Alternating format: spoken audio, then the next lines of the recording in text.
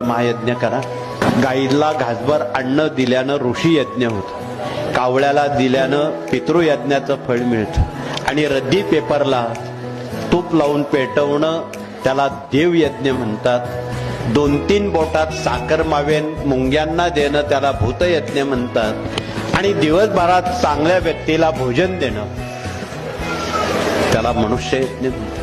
म्हणून तुम्ही एवढे भाग्यवान आहात की अलीकडे मोठ्या प्रमाणात गाणगापूरला महाप्रसाद पंक्ती भोजन देण्याचं सत्र चालू झालेलं आहे. पिठापूरला झालेलं आहे, वाडीला झालेलं आहे. 12 महिने 24 तास जो अन्नदानात भाग घेईन त्याला पूर्ण पंचमहायज्ञ केल्याचं श्रेय मिळेल यात मत नाही.